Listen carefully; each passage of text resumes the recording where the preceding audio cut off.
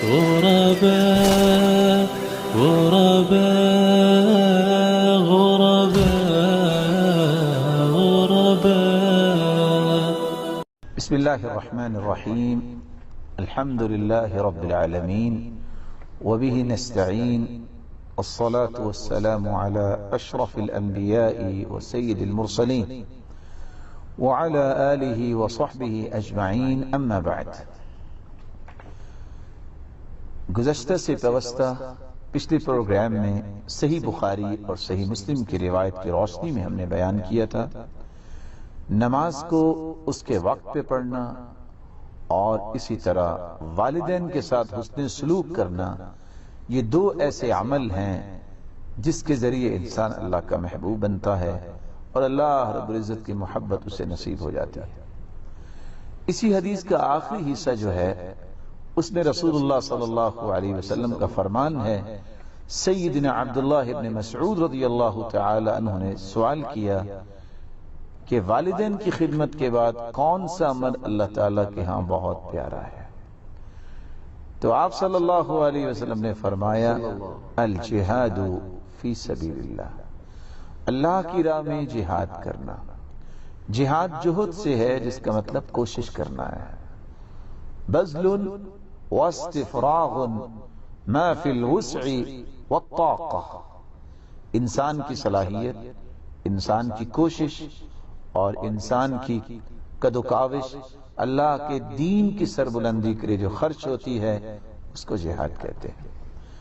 یہاں اس ضمن میں دو باتیں پیش کر کے اپنی بات کو مکمل کروں گا. رسول اکرم صلی اللہ علیہ وسلم نے صحابہ کرام کو یہ بات سمجھائی اور یہ روایت صحیح الجامع کی ہے. فرمایا علیکم بالجہاد فإنه باب من ابواب الجنہ یذہب اللہ بہ الہم والغم. جہاد کو لازم پکڑو، یہ جنت کا ایک دروازہ ہے، اس سے تمہارے غم اور ہم یعنی فکر دور ہو جائیں گے. لیکن جہاد سے مراد کیا ہے؟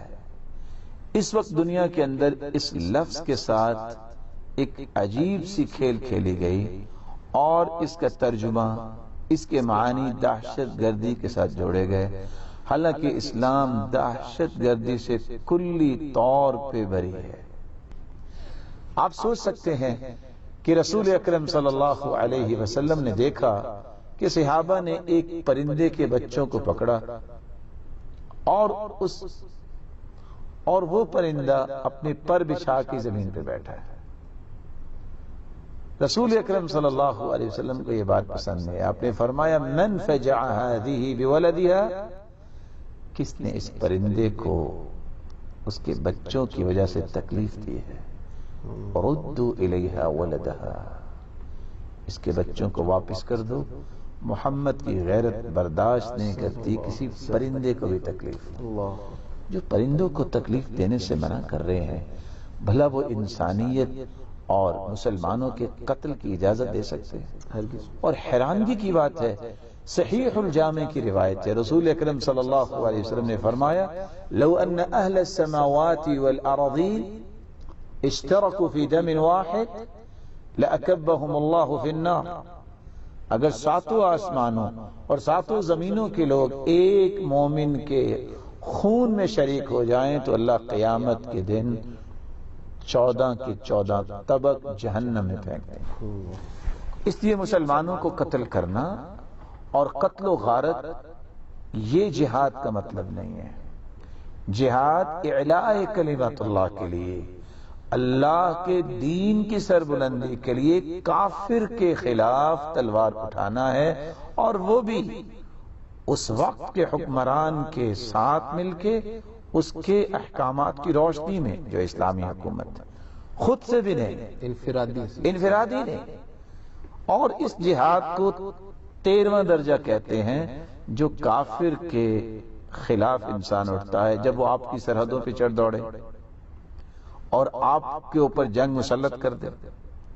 یا خلیفۃ المسلمین مسلمانوں کا جو بادشاہ ہے وہ لوگوں کو کہتا آؤ اپنے دین کو بچانے کے لیے اور مظلوموں کی مدد کرنے کے لیے آؤ، تو پھر اسے جانا ہے.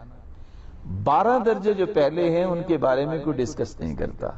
علم سیکھنا بھی جہاد ہے، عمل کرنا بھی جہاد ہے، دل سے شک شبہ دین کے بارے میں نکالنا اور وصے ختم کرنا جہاد ہے، مال خرچ کرنا اور دین کے بارے میں لکھنا بھی جہاد ہے۔ آپ سوچ سکتے ہیں کہ سیدنا برا ابن عازب رضی اللہ تعالیٰ عنہ کہا کرتے تھے، سیدنا ابو الدرداء رضی اللہ تعالیٰ عنہ کہا کرتے تھے، جو شخص یہ کہتا ہے من رأى ان العدو الى العلم ليس بجهاد فقد نقص عقله ورأيه، جو شخص یہ کہتا ہے کہ علم سیکھنا اور سکھانا جہاد نہیں، اس کی عقل بھی ناقص ہے، اس کی رائے بھی ناقص ہے۔